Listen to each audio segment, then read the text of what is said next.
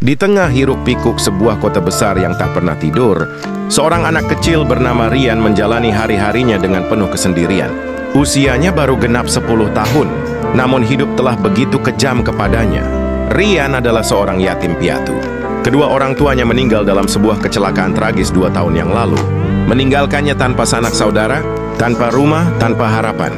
Setiap hari Rian berjalan menyusuri jalanan kota, mengais sisa makanan dari tempat sampah, atau mengharap belas kasihan dari orang-orang yang lalu lalang. Kadang ada yang memberi sekeping uang receh atau sepotong roti, tetapi tak jarang ia hanya mendapat pandangan sinis atau teguran kasar. "Pergi, jangan mengotori tempat ini!" teriak seorang pemilik toko suatu hari, saat Rian duduk di depan tokonya karena lelah. Malam-malam yang dingin dihabiskannya di bawah jembatan atau di sudut-sudut jalan. Selimutnya hanyalah koran-koran bekas yang ia temukan, dan nyanyian malamnya adalah suara klakson kendaraan yang tak henti-henti. Meski tubuhnya kecil dan lemah, Rian terus bertahan. Tapi ada satu hal yang tak bisa ia tahan, rasa rindu yang mendalam pada kedua orang tuanya. Pada suatu hari, setelah berhari-hari lapar dan tanpa tempat berteduh, Rian memutuskan untuk pergi ke makam kedua orang tuanya. Dengan uang receh yang ia kumpulkan dari belas kasihan orang-orang, ia menaiki angkot menuju pemakaman di pinggiran kota.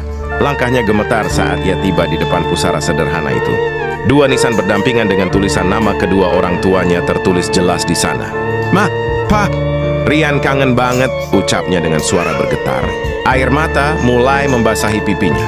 Ia berlutut di depan makam itu, memeluk nisan yang dingin, seolah sedang memeluk orang tuanya. "Kenapa kalian pergi?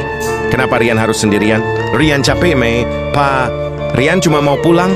Tangisnya pecah, menggema di tengah keheningan pemakaman. Hanya angin sore yang menjadi saksi kepedihan hatinya. Ia menghabiskan waktu berjam-jam di sana, mencurahkan segala rasa rindunya, rasa takutnya, dan rasa sakitnya. Hari itu, untuk pertama kalinya setelah sekian lama, Rian merasa lega.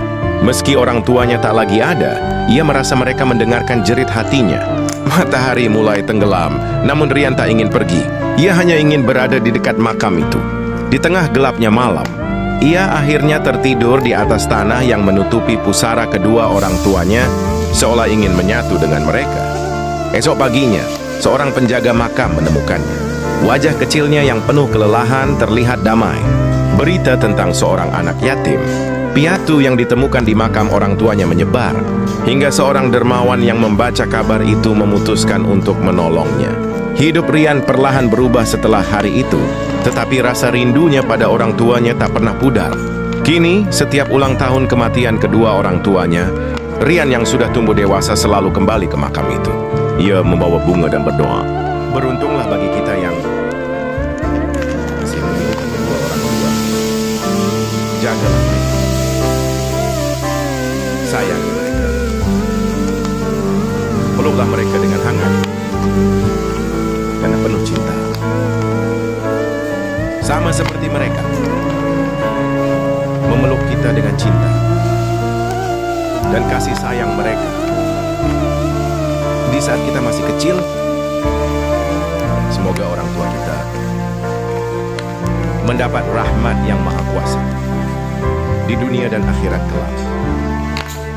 Rahmat Allah juga menyertai anak-anak yang soleh, yang berbakti kepada kedua orang tua. Semoga bermanfaat. Wassalam.